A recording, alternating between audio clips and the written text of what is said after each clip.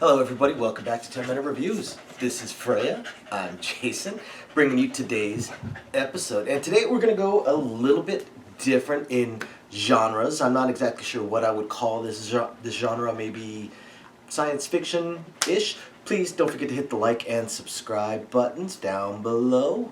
This is our passion project. We're a little family channel, so please support us. We really appreciate it. Just love to talk about books. So I said this one I might go a little bit towards the science fiction. I've read this one 2 or 3 times. It's called The First Immortal. It is by James L Halperin.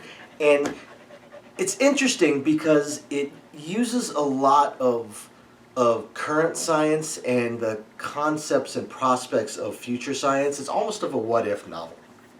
So as usual, I'm going to talk about 4 things. I'm going to talk about the world, characters, the plot, and the writing style. So for the world, for the most part, modern world-ish. It starts out modern world, and then it moves on into how the author foresees the future going. Mostly dealing with science. We'll get into the plot. This is a heavily plot-driven book. The name of the main character, I cannot remember. Ben Smith. Ben Smith. Fairly basic. I can't believe I forgot that. And the way it works is Ben Smith, the main character of the book, he's just kind of your standard average guy. He's got a little bit of money, and he uses it. Him and his wife use it to get themselves cryogenically frozen. There's quite a lot of people that have done that here within the United States. Done it one of 2 different ways. Either have themselves entirely frozen. Some people have just their heads frozen, with the idea that maybe one day in the far future we'll be able to revive, and if they're cure whatever may have been the cause of death, and revive in some way, shape, or form. So that's the premise of the book, or at least that's how the book begins. So Ben Smith gets himself frozen, him and his wife. Now, cryogenics has always been controversial here within the U.S., really worldwide. It's been a very controversial subject. Some people don't believe in it. Some people do believe it. Some people think it's wrong, so on and so forth. And part of what drives the plot of this book is that he gets himself cryogenically frozen, and in the far future, they do finally figure out how to bring them back, how to revive them. So he gets himself revived, and he finds out that thanks to a terrorist attack, his wife's body was not viable, was no longer viable. And what they have been able to do, they've really mastered cloning. They mastered revival, then they master cloning. This book actually covers not just from when he wakes up in the future, but then moving along through the potential future of our world, because the idea and the reason it's called The First Immortal is the study of death. There's scientists and doctors that study that. We already know about the I think they're the telomeres in your DNA that degrade over time, and that's what causes us to age, and they call it the death gene. And what the First Immortal is exploring is what could our science possibly do in the future. And it's a fantastic book. It's a fiction book, and it's very gripping, but it's definitely kind of a slice of life, looking at how he gets revived. His wife is unable to be revived.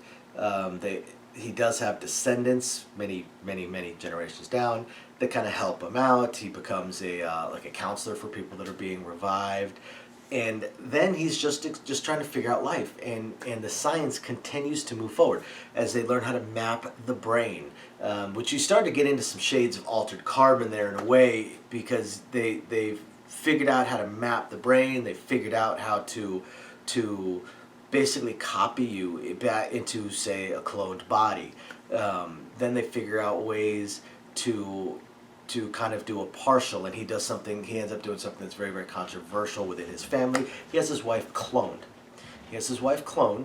And raised up as, from birth.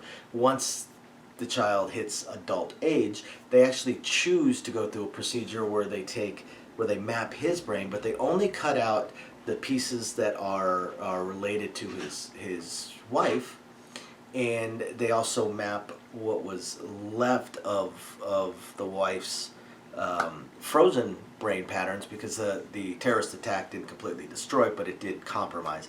And then has those memories kind of overlaid with her own memories, so she kind of gets she kind of blends the two personalities. But that's a very small, minor side plot. The book mostly just follows, again, the science as it continues going, as they continue to figure out longevity, as they figure out cloning, as they figure out how to map the brain and map the mind.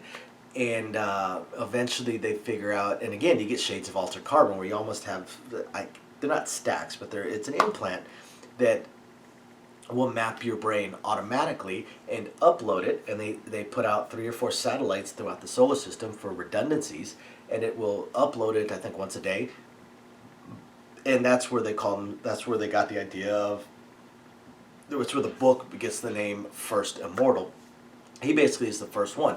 He's the first one that's successfully revived, and he lives now through this time period of the science growing and continuing on until they manage to achieve immortality via mapping the brain and cloning. Plus, the scientists also finally figure out a way to defeat the death gene itself. It's a fascinating book, and the writing style, again, it's a slice of life book, but it's extremely gripping. It's so gripping. It's so interesting, because he uses so much real science and extrapolations from our current science and what could happen going into the future. And it's all very realistic. It's all very, very, honestly, it's all very likely. It could most definitely happen if we don't end up destroying ourselves and our planet first.